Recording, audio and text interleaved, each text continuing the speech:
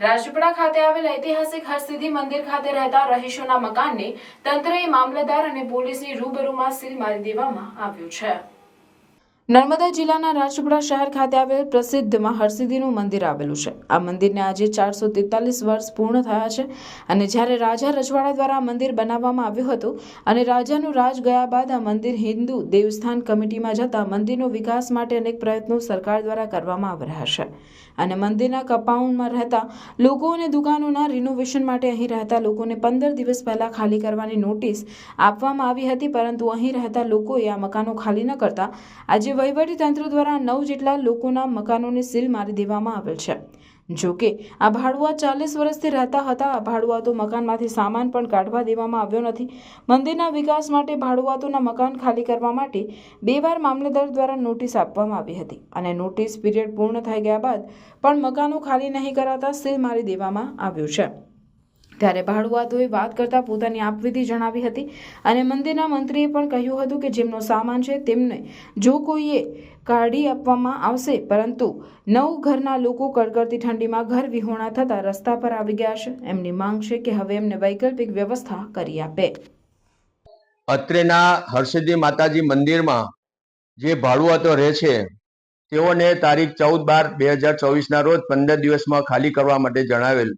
ત્યારબાદ બીજી તારીખે 2/1/25 ના રોજ 5 દિવસની મુદત આપી કે તમારા ભાડુઆતના મકાનો ખાલી કરવા જણાવેલ। તેમ છતાં તેઓની તારીખ 7/1/2025 ના રોજ મુદત પૂરી થતા હોય તેઓને સૂચના આપવા છતાં તેઓએ ખાલી કરેલ નથી, જેથી તારીખ 8/1/2025 ના રોજ પોલીસના હાજરીમાં મામલતદારશ્રી, અધ્યક્ષશ્રી, ટ્રસ્ટીઓશ્રીની હાજરીમાં તમામ ભાડુઆતોના મકાનો સીલ કરવામાં આવેલ છે।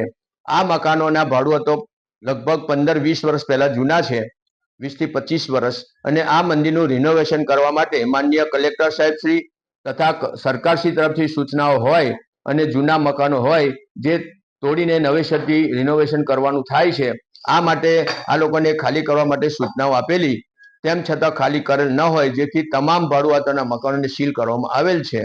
મારું નામ છે ચંદ્રવદન મગનભાઈ પટેલ। હું મંત્રી તરીકે છેલ્લા 10 વર્ષથી ફરજ બજાવું છું। અમે એ લોકો એકદમ અચાનક જ જઈને અમારું ઘર બાર બધું સીલ કરીને ગયા છે। અમે બહાર છીએ, અમારા બાળકો બહાર છે, અમે ભૂખ્યા તરસા છીએ। અમારા બાળકોને શું કરીએ અમે? અમારું એમનું શિક્ષણ બગડે છે।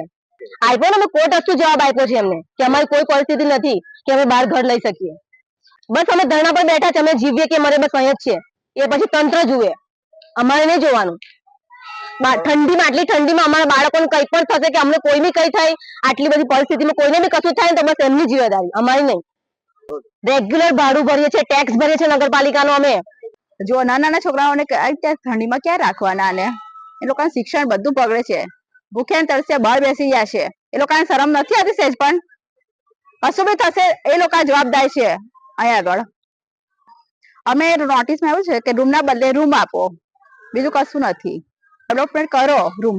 હા, અમને રૂમ જોઈએ જ છે, અમે કોર્ટમાં જઈશું અને કેસ ચાલુ જ છે। શુક્રવારની આ 10 તારીખ પણ છે, તે છતાં એ લોકોએ સીલ મારી દીધું છે, એવું ના ચાલે। શાહ દીક્ષિતા નિલેશ કુમાર।